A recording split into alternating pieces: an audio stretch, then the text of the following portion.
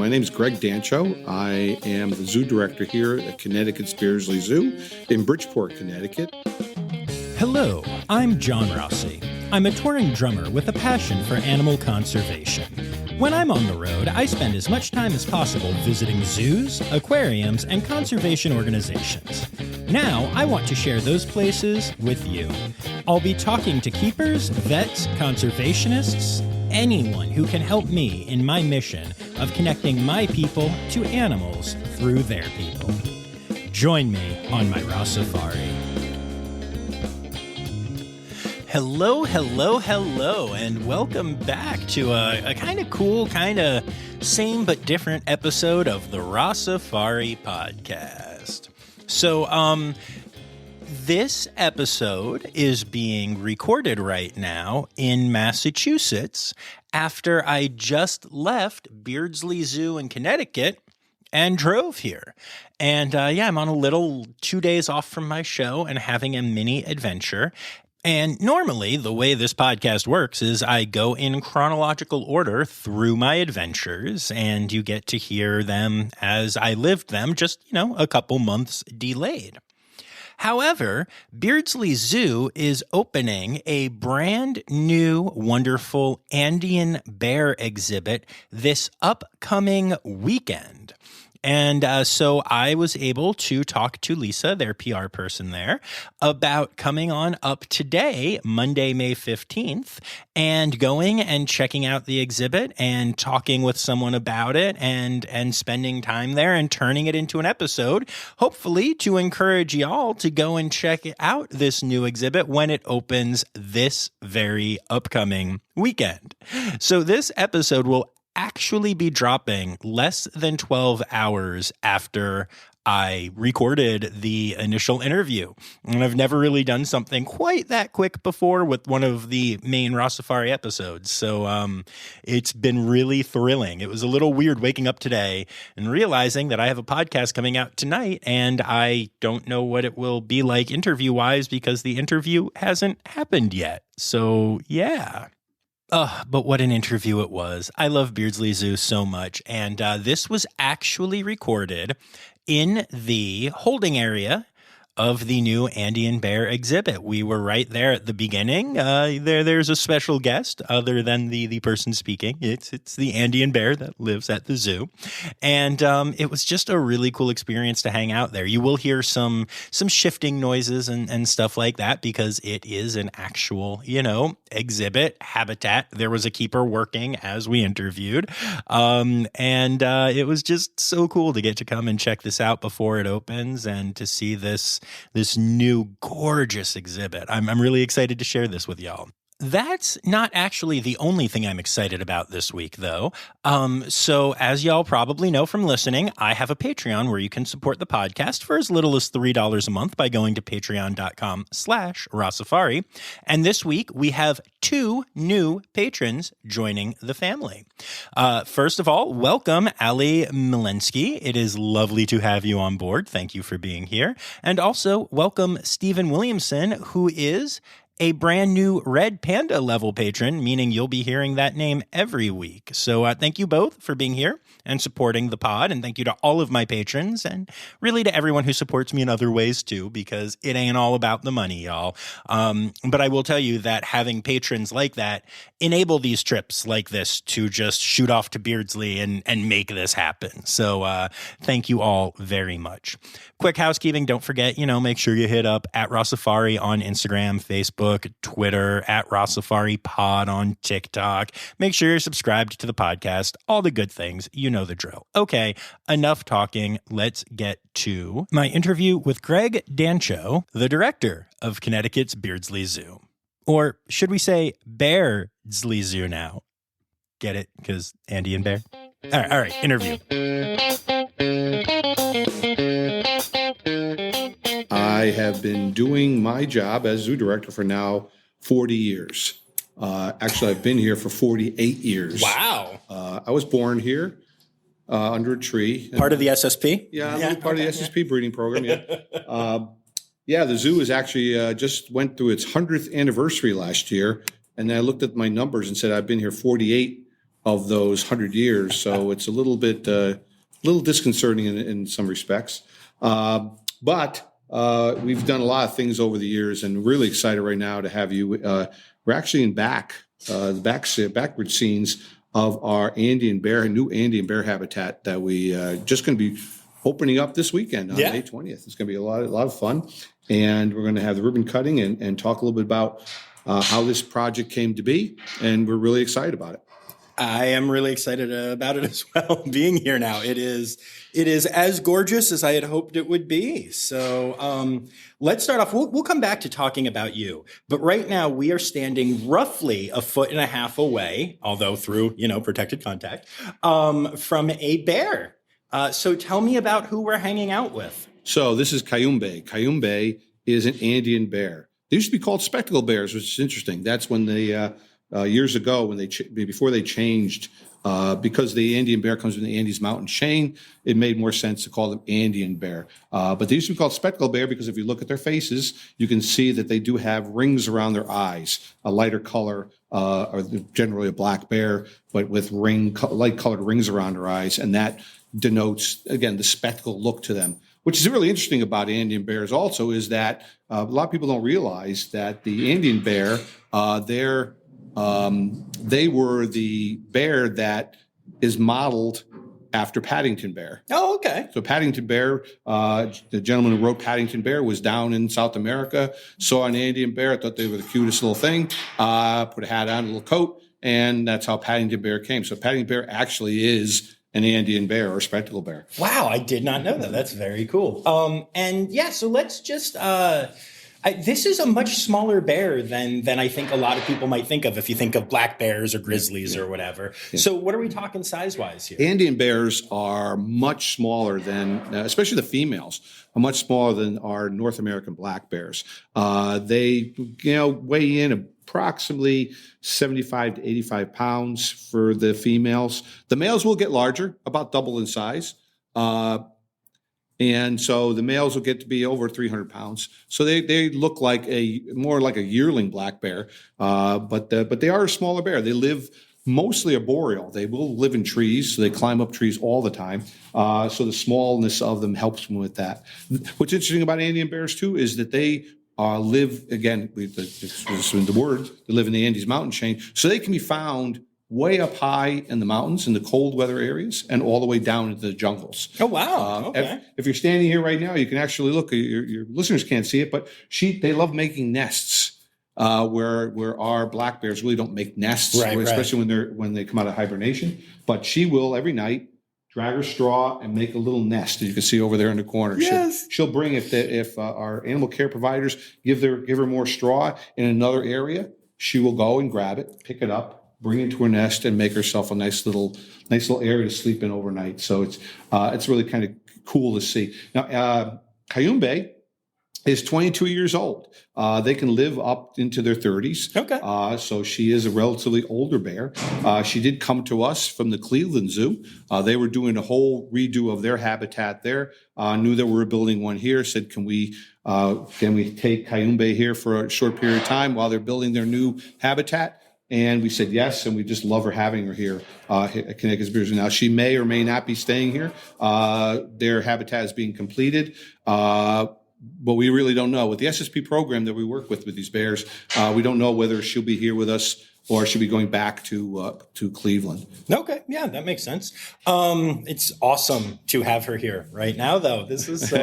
I'm so excited. Can you tell me a little bit about her personality? Because she seems to really like her keeper and people, and Cayumbe is really a people bear. I love that. People bear. She, from what we understand, at Cleveland, really bonded with her animal care providers and loves people. And so when we see her up in the new habitat, which is very, very, very large, yes, she is always watching for staff. She's always looking to see where staff is, and she will come right up. She is just a very, very personable animal. She's very intelligent. She knows when food's coming. She knows when there's an animal care provider in the area. And and now she's going to be shifted. Now you're going to hear some banging on the laws as Linda moves her through the inside holding area here. You can see that she's watching everything she does. Yeah, she's really into it. And also, just for my listeners, I need you all to understand that Cayumbe is just here, just like right here, like a foot and a half away.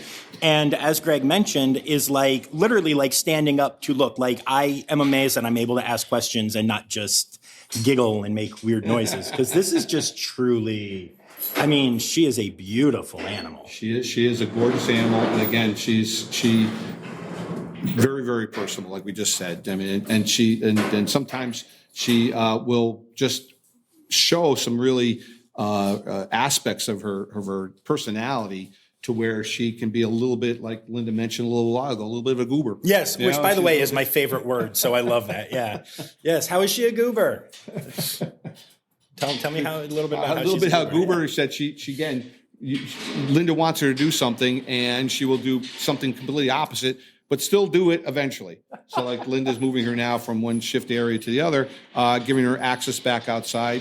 While we were coming in here a few minutes ago, Linda was doing a new behavior that we're trying to get her to learn. Behavioral enrichment is very important, and sometimes it's good for the animal and good for the staff. But the behavioral enrichment we work with her was emergency recall. Emergency recall is just in case we have something going on. Severe storm coming through the zoo, could be anything like that, but we want her to come back in to the holding area as quickly as possible. And so Linda was ringing the bell, giving her a food treat to say, come on in. And now this building is 60 feet long. There's 3 outside holding areas that are very large. She was at the east side of the building, Linda figured she'd open the door, ring the bell, she'd come right in. And of course, Cayumbe decided to walk the entire length of the building through the other 3 habitats and come in at the west side of the building. So again, that's the gooberness of her. I love that. So let's talk. This is, from my eyes, correct me if I'm wrong, but this has to be the biggest and most impressive project that y'all have undertaken, at least in a while. Yeah. This is huge. Yeah, like I said, I've been here 40 years, and we've gone through some really big changes here at Connecticut's Beardsley Zoo, but this one is, at this point, at this juncture, the most expensive program we've done, the largest exhibit we've built or habitat we've built.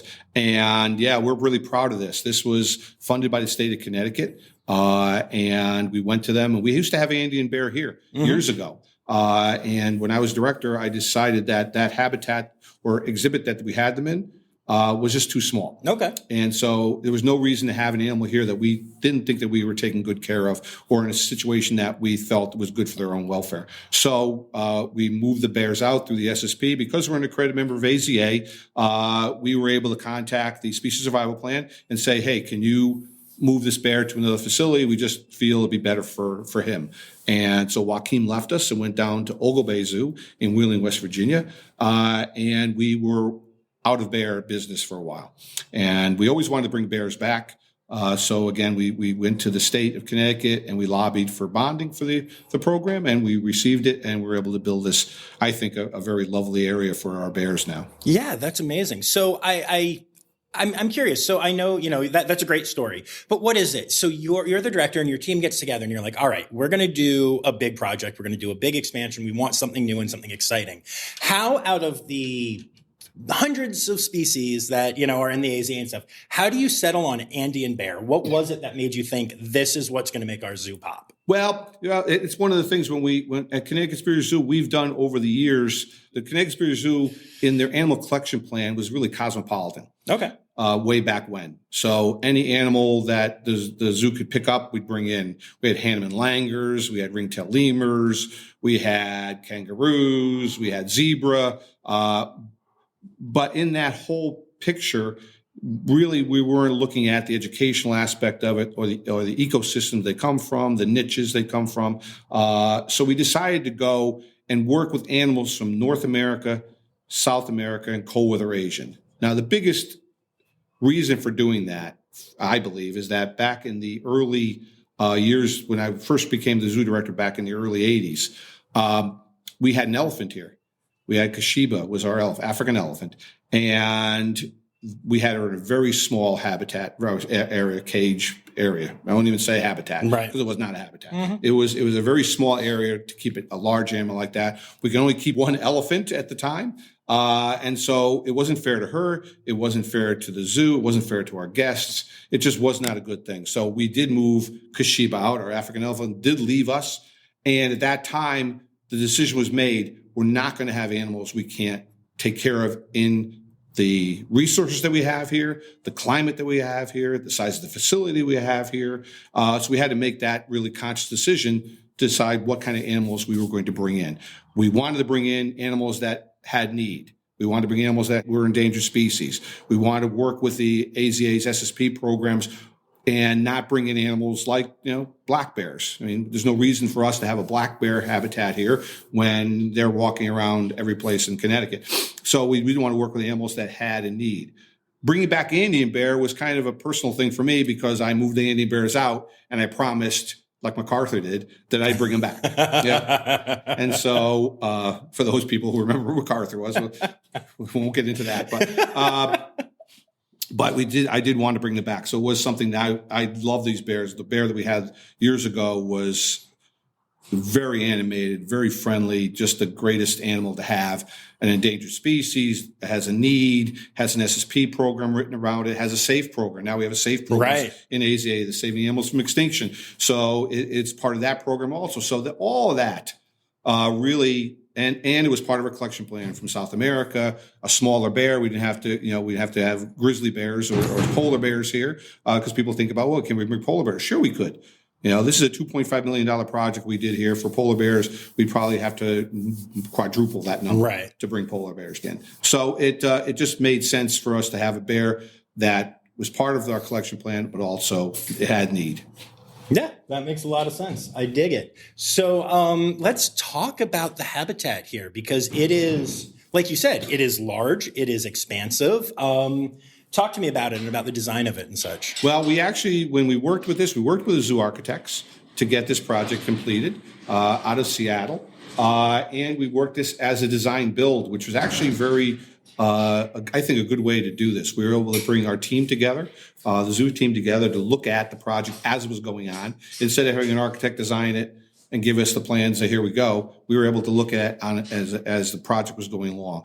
We wanted to be able to have multiple bears. We want, again, not just have a habitat for one or two bears. We wanted to be part of the SSP. We wanted to be part of that program, that we have offspring hopefully in the future. So first design was the holding building. And in our holding building, we have space here to house 5 bears now, which are large interior holding areas. We have a lot of natural light coming into the area. We have, we put down substrate on the ground instead of concrete floors. This way the bears, when they're inside, are still on soft ground. We have climbing structures and areas they get into. But really what's exciting about this is at the far end of the building, we have a den area that mom can go into and be very, very, very feeling very secure with heated floors. Another area that the babies and mom can have as an area to get used to the area, and then a play area as they start to grow. So that was really part of it. Also, we put a kitchen in here so staff can have a place they can prepare the diets. And I think one of the other important things that we did also was to have cameras now. We have cameras in the entire building. Our animal care staff can check on the bears from home. So we do have it so they can check from home. They can also come into the enclosure, check the cameras, see where the bears are, make sure it's safe. So all that, I believe, made this to be a really great building for housing bears. One of the other things that we did in this building is on the outside, and a lot of times in zoos, as you close down for the evening, especially with bears and bigger animals, they get put inside for the night. And they stay in night, for 16 hours until they go outside. Now, we made it so they have enough room in here to be able to accommodate that. But what we also did was we built a night yard for on the outside of this building. And the night yard is where the bears can go outside at night. We don't have to keep them inside. They can go outside and get air. They can go outside and get some exercise. They just want to take a stroll around before it gets dark. then they're allowed to do that. And that, I think that's a big thing for us, because I really believe that, that 16 hours is a long time to be inside. So they're now allowed to be outside. We do that now also at the zoo with our spider monkeys that they can go inside and outside as whatever they want to. Our red panda was built the same way. They go inside and outside whenever they want to. Even during the day, they can do that. And the way we were able to build that is our guests were able to see the animals, whether they're in or out, because of it's open. There's glass front in both areas. Yep. Yeah, we did an episode from the red panda habitat here about a year ago, and it's one of my favorite red panda exhibits. They're my favorite animals. So, they're very cool. But I love how Barry has all that room. It's so cool. So the idea here at the zoo is again, look at animal welfare as paramount, and what can we do for the animals that we have here to make it more comfortable. So now the outside yards, from the inside to the outside, now we have 4 yards. We have the night yard that they can go out at night, and then we have 3 yards that are relatively large. They get larger as you go from right to left. And one yard each yard has a den area that if they want to go inside, go into a little den area. They have climbing structures in each yard. And as you get to the largest yard, we have glass viewing for our guests to be able to see the bears. We have a waterfall and a pond. And a couple of weeks ago, when it was 95 degrees, Cayumbe was in the water. She got into the water right in front of the guests. We were able to swim around exactly what you want to design. We have climbing structures all over the area. And these are very large yards. So we're really excited that the bears can have a lot of space. And that's, again, when we build our new tiger habitat, we're going to be mirroring this building and the outside to make, again, the biggest area we can allow the animals to have. Yeah, I'm really excited about that. One of my favorite things, especially with some of the smaller, zoos that I've been going to. I mean, I probably found this place 7 years ago, maybe. And, watching the growth and watching the change and seeing, the original panda habitat compared to what you have now, and seeing this bear, it's so inspiring. It's so cool to see the growth here. Yeah, it's like I said, I've been coming here. I've been working here as director for 40 years. I've been here working here at the zoo for 48 years. Right. But I also have been coming here since I'm 1 year old, because I grew up in the neighborhood. Nice. So I've seen this place back when I was the little tiny kid, coming here with my family, coming here with my dad, would go into the old monkey house, and you were able to reach into the enclosures, and he'd reach in, and I told him, stop, you're going to get us kicked out. And it was one of those things that, back then, really the zoo consisted of a monkey house, which was very dark and dank, and a bunch of small cages with a couple hoof stock displays that were just paddocks, and a farmyard that was really kind of ramshackle. So back then to now, yes, I think we're moving the zoo forward. We just went through our 100th anniversary. Now we're looking at the next 100 years where we're going. We do have a master plan that we work with, but really the next couple things that are going to be happening here, which we're really excited about, is a new tiger habitat. I was a keeper here. I was an animal care provider when we had our first tiger cub ever born. I was in charge of the tigers at the time. So, or I worked in the tigers. I was in charge of them. I never was in charge of tigers. They're in charge of themselves. But I was with the tigers when we had our first birth here, which was Kimby. And now I feel that's kind of the bucket list to have the tigers get a new habitat here at the zoo. And then our condor is next, and our greenhouse. So again, we'll get some love for the greenhouse, because again, we really look at the zoo as being not just the animals, but the plants also are part of our planet. Right. No, that makes sense. Very cool. So yeah, you've mentioned that you've been here for 48 years. Tell me a little bit about what that was like. How did you decide to start working here? I mean, growing up here and coming here, did that just inspire you to stick with it? Yeah, I got to sit down and take a rest. I'm a little tired right now. I came here as a child. My family, we had 7 kids in the family. My father was a police officer in Stratford, Connecticut. So this is the place to come it was free back then. So if you had a lot of kids, wanted to get them out of the house, let them run around, get the energies. We came here. So I I started looking at the animals here as something I really wanted to do. We also lived on a farm. It wasn't really a working farm, but it was land. We had a lot of land on the property, so I was able to go out into the fields. We had a pond on the property, streams. We had grasslands. We had woodlands on the property. Makes it sound bigger than it was, only 9 acres, but it was all there, a lot of habitat. So back then I wanted to be a herpetologist. So any kind of reptiles and amphibians on the property I would collect or look at. And then, so that's kind of what drawed me to working in a zoo, not necessarily working at Beardsley Zoo, but working in a zoo. I came here in high school, a junior in high school. I came here and I asked to see if I could volunteer here at the zoo or get a job. And the director at the time said there wasn't any positions. There was no volunteer program. We had nothing like that here.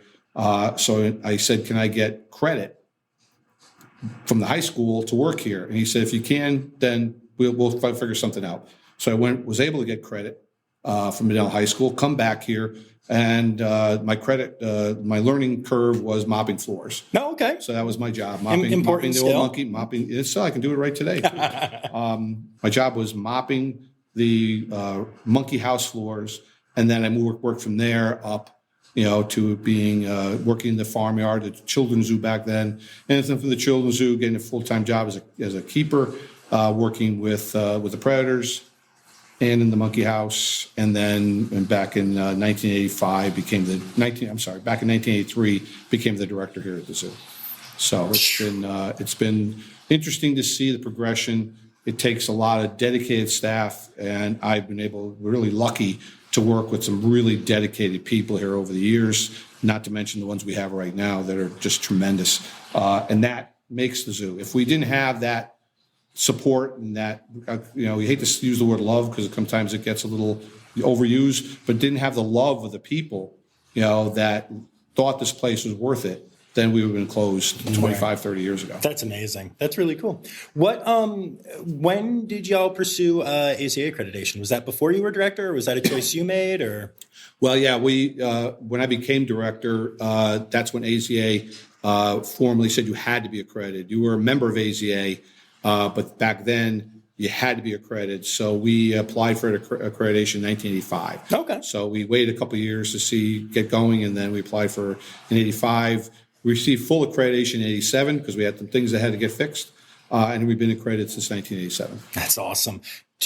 Was that important to you, like when you became director? And how much have you seen, I'm so intrigued by the idea of having traveled that journey with AZA, because I know that standards are constantly changing. We're constantly learning. We're constantly improving. What has that been like for you? Well, back then, accreditation was vitally important to become a credible facility, for the only zoo in the state of Connecticut, because back then I think we had maybe one or two zoos that were still extant, but over time they went away. So to become a credible facility, AZA accreditation was very, very important. Yes. Also was very important for staffing to be able to talk to peers, to be able to use the resources from the AZA, to be able to go to the conferences and learn from your peers, to be able to contact people if you had some issues. I spent a lot of time at the zoos in New York when I first became director to talk to their directors and their people to get ideas on how this place was going to function. So accreditation was very, very important. It's a good housekeeping seal of approval. Mm-hmm. And so, yes, over time, standards have gotten more rigorous. It used to be that when we first became accredited, the AZA accreditation was really guidelines on how to operate and the best practices. We've gone from guidelines now to standards. Right. So now that has taken it way up a notch, not just a little notch, a big notch. And that is important. So we always keep looking at how we work our facilities. And the standards have gotten way rigorous. They've gotten very, very rigorous. And it's a good thing. So we really, that's what we look at all the time. Accreditation is, are we keeping up standards? Our educational programs here at the zoo, I think, are beyond compare. Our animal care staff is unbelievably committed to these animals here. So again, I think that the zoo is vitally important, not only to the community, but also to the AZA at large, because of what we can help with the AZA. We have a program here at the zoo called RISE, which is a program of college students from Fairfield University. Okay. And they've been doing cutting edge research here on behavioral research. Wow. And some of this research has never been done in AZA facilities before. And the research that we've done here is actually being used in other facilities around the country.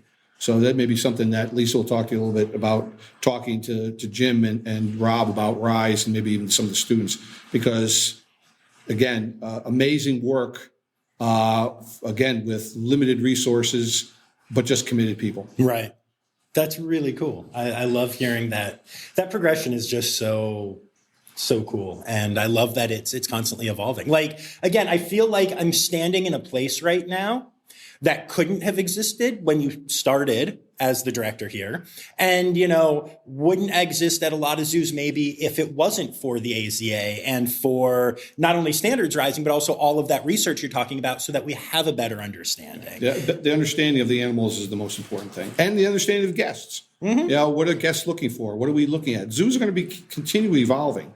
We've evolved in the last 40 years. We're going to keep evolving, and how we take care of animals, how the guests look at the animals, and again, we could see some really big changes in the next 10 years on how we actually operate here. Mm-hmm. Education is paramount. Conservation is paramount.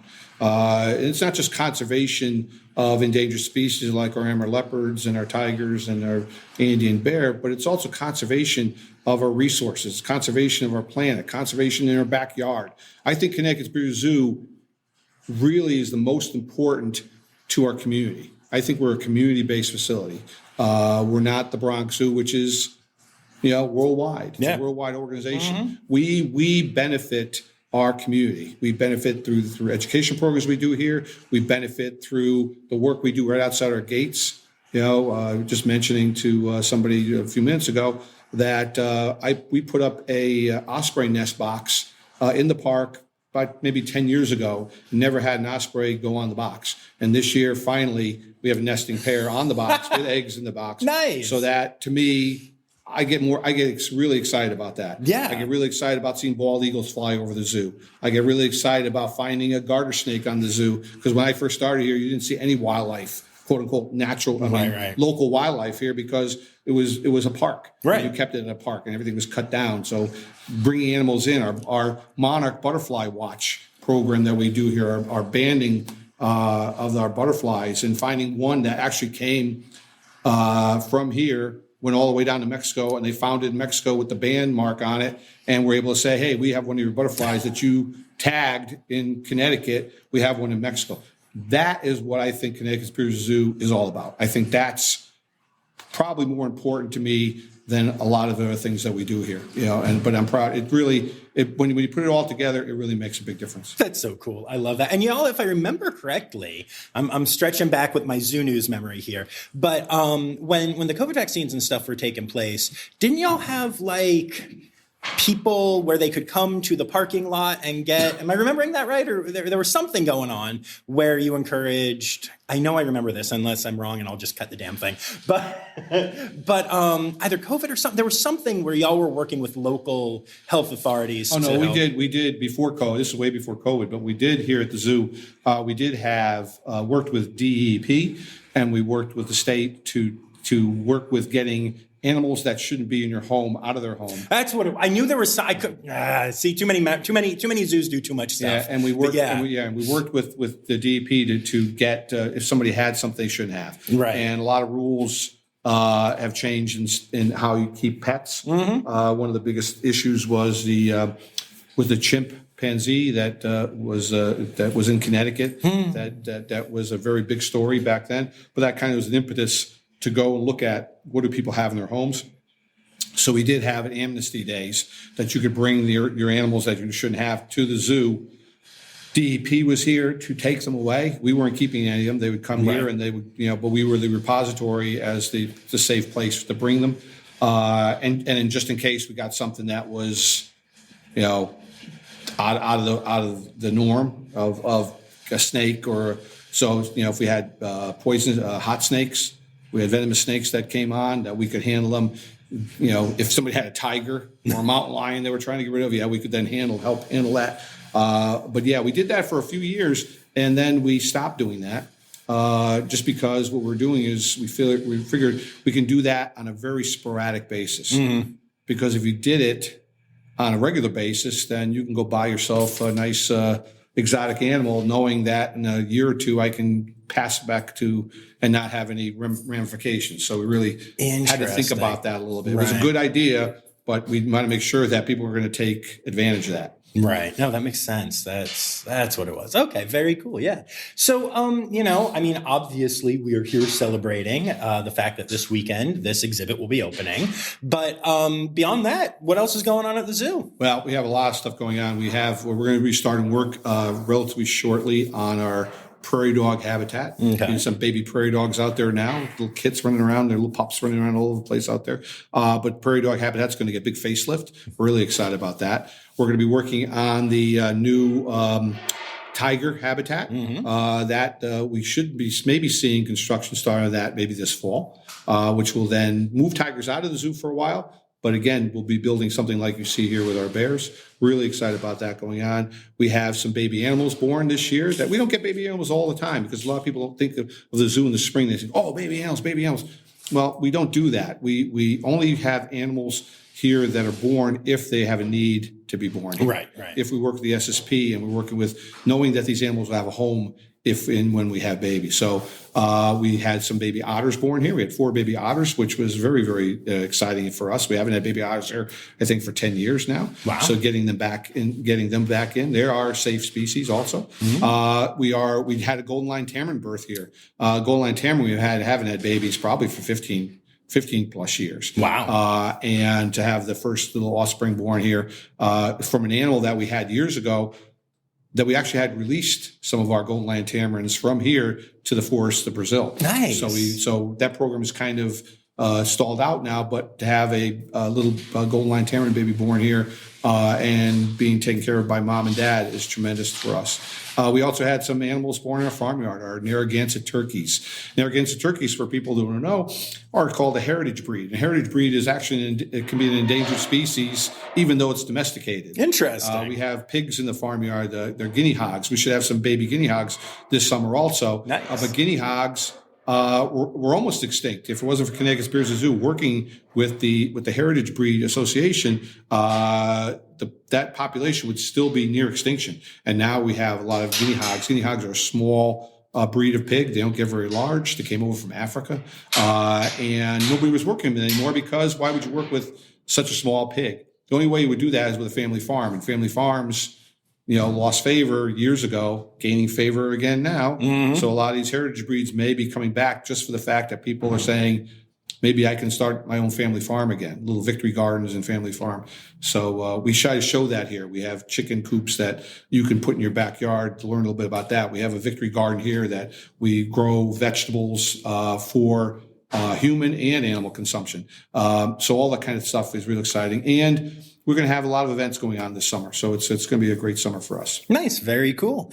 Is there anything else that you want to say about anything? We do have funding to start working on greenhouse restoration also. So that'll be happening hopefully, maybe not this summer, but maybe next summer. We'll be working on a greenhouse, which is a big feature on our zoo. I think that's about it. All right. Are there any conservation organizations you'd like to give a shout out to? Well, I do because of the fact that we do have a baby golden lion tamarin born here at the zoo, and we've worked with releasing golden lion tamarins in the past. It's the Save the Golden Lion Tamarin program down in Brazil. A lot of people may not realize this, but some of the animals here at the zoo are here, but they don't belong to the zoo. Okay. They don't belong to AZA. Actually, the golden lion tamarins here at the zoo belong to IBAMA, which is the national wildlife program of Brazil. So those animals actually belong to the country of Brazil. I did not know this. This is cool. Also, the Maned wolf also belonged to the country of Brazil. So they're here. They're basically here on loan from the country of Brazil, not individually, but the species themselves. Right. and we're helping bring back those animals back to the wild. Now, the group that the Golden Lion Tamarin Association, we've worked with them. We've had their head, one of their people come up to the zoo, give a talk about this. And one of the coolest things that's just happened there in the last couple of years, they were able to get funding for the Golden Lion Tamarins to get them from their habitat, which they're in a very small area in the Atlantic coast of Brazil.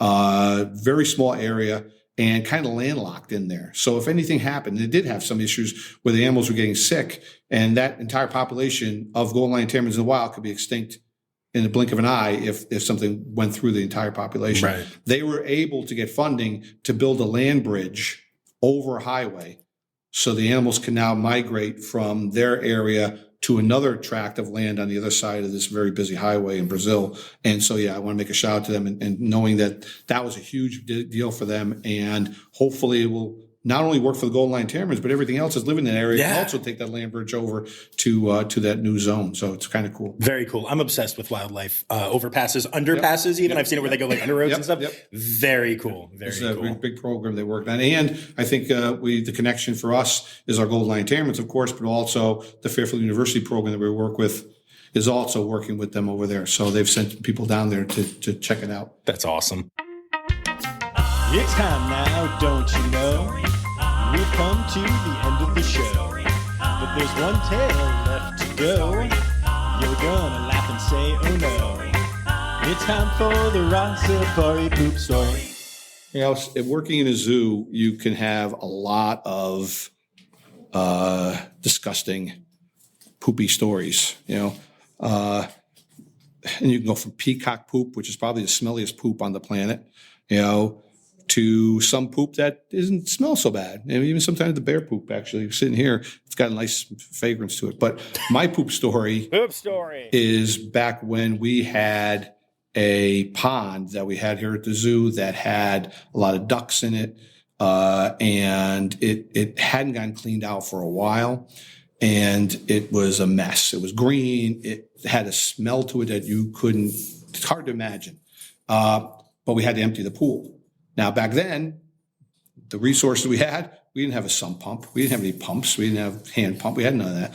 So you had to do it the old-fashioned way. You had to do it with the hose in the water. No. And so it was because I was brand new here working, I was the one who was picked to get the water out of the pond.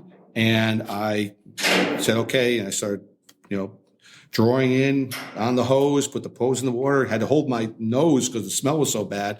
And I'm going in there, and somebody tapped me on the shoulder while I was doing that. And as I turned my head to say, what? It all came out into my mouth, into my face. I did not retch, but the people around me did. So not only we had that, we had people all around me, gagging, and all over my face. And that was probably the thing that I was surprised I did not get any kind of lasting disease from that, personally. Good job. Good job with that. So that would be my poop story. Poop story. It's a good one. And actually, I'm just going to throw in a little bonus thing here because it's hilarious you said this. But my latest poop story, it's not much of one, is that we walked in this room and my eyes started to water. It stinks so bad. Just the poop. It's not, this place is fine. But that poop is very fragrant, very smelly right now. And you're sitting here like, that's not bad at all. And I was like, I have to interview in this. I think that bear poop is very nice. Linda's sitting here waiting. She's just got to clean the bear poop. So I'm the only one, apparently. I do actually have a very sensitive nose. I don't get sick, but I do. But that was just so funny, especially when you're like, that's not bad at all. And I'm in here gagging. I can't think of any poop at the zoo that makes me gag. Nice. Anymore. That's good. Out of curiosity. People poop. People poop is gross. People poop is gross. So I'm noticing the hat. So your logo is like the half of a tiger head looking over Connecticut's Beardsley Zoo. And now you have, is there going to be Andean bear merch? Because that is the cutest hat ever, and I want to buy one. Well, the zoo this year, because we're opening a new bear habitat, we're also calling the zoo's programs this summer. We're doing all the zoo programs this summer and trying to be bear aware. So bear awareness is very applicable to us here at the zoo because of the Andean bear habitat we're opening up, but it's also very applicable to the state of Connecticut because of the issue with black bears. So we've had some educational programs going on here at the zoo about black bear awareness. We're going to be continuing that program throughout the summer on black bear awareness. We decided that we usually have the tiger as our logo, but this year, because we're bear aware, we put the little Andean bear on the hat, and that's where our bear awareness. It's only going to be for this year only. Okay. This is the only time we're going to be having the bear hat. But yeah, we may be doing merchandise in the gift shop to be bear aware. Nice. It's important for the educational programming for us, but also for the state of Connecticut with the bear problems we're coming into, and most of it is human-based problems. Shocker. Yeah, it's not a bear-based problem. It's human. Let me go take a. My big thing is people feeding the bears, think it's really cool to have them in their backyard. But it's also one of the things where people are trying to take selfies with the bears. And what you're doing is you're just creating a problem that the bear is going to have to be taken care of, and that's just not fair to the bear. Right. So we're trying to be bear aware here at Connecticut Bear Zoo this year. I love it. Very cool. I want those hats. Are the cutest thing ever. I'm obsessed. They're so cool. They really are. They are great. Yeah, Yes. don't let anybody see it. Okay. It's yours. Oh my gosh! Thank you so much. That's so Brandy cool. knew, so it's not even been sweated. Thank you. Thank you so much for taking the time for this. This has been a pleasure. blast. Really Always a pleasure. appreciate Always it. a pleasure.